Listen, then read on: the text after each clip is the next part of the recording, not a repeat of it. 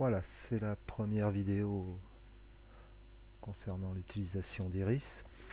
Donc au premier lancement, il faut faire quelques petits réglages.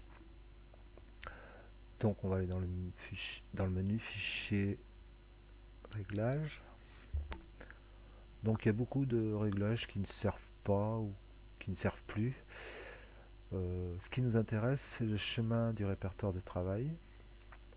Donc là, moi j'ai mis c2.iris. On peut parcourir sur son ordinateur et choisir un dossier qu'on crée à l'avance. Un autre point, c'est on peut choisir le type de fichier, PIC ou FIT. Alors PIC est de meilleure qualité, mais c'est plus long les traitements. Moi je mets toujours PIC.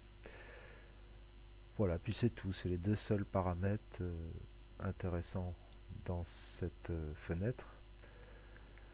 Ensuite, il faut choisir son type, son modèle d'appareil photo, en cliquant sur le petit icône là-haut, et choisir le modèle ici. Alors si le modèle n'apparaît pas, c'est qu'il doit correspondre à un autre modèle, parce que en fait les constructeurs ne changent pas systématiquement leur matrice de Bayer. Donc moi c'est un 350D, donc je sélectionne ça. Si toutefois le modèle n'apparaît pas, vous pouvez faire des tests. Alors je vais vous montrer, par exemple, moi je vais prendre le Canon 50D là.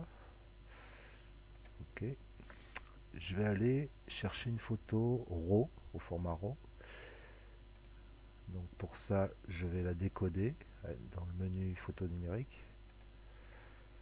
Alors Iris ouvre une petite fenêtre et il se réduit. Vous avez vu ce que ça a fait. Là en fait, on fait du glisser comme ça et on met la photo ici.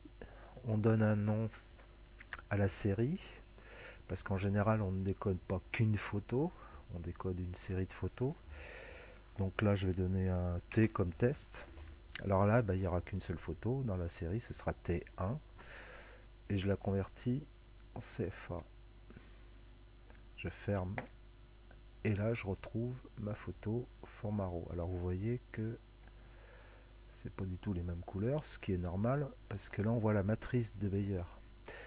Alors dans Iris, il faut souvent être en affichage x1. Vous voyez là-haut, c'est grisé, donc ça veut dire que j'y suis.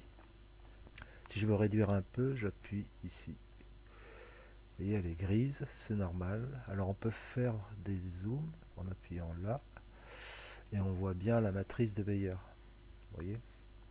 Donc je repasse en format 1 et je vais décoder ma photo. Conversion d'une image CFA. Hop, et on voit là tout de suite qu'elle n'a pas les bonnes couleurs. C'est tout violet.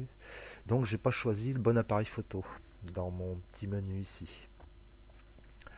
Donc on va choisir le bon appareil photo. On va prendre donc le 350D pour moi, ce qui me concerne. Ok. On va redécoder la photo.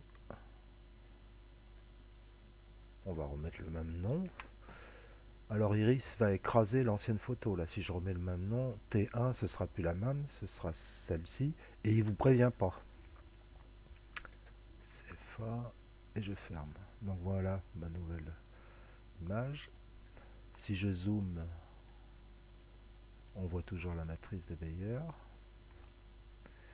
Et là, je vais la décoder. Et là, c'est les bonnes couleurs. À peu près. Hein. Parce que les balances des blancs, quand on est au format RAW, ça dépend des appareils. Mais là, on voit bien que c'est à peu près la bonne couleur. Alors j'en profite aussi pour vous montrer cette fenêtre. C'est une fenêtre pour les seuils de visualisation. Tout ce que vous touchez dans cette fenêtre n'affecte pas la photo directement. C'est juste la visualisation à l'écran.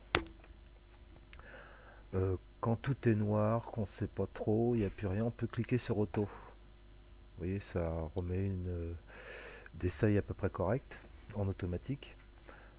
Et si c'est après un peu fort, on peut faire quelques réglages.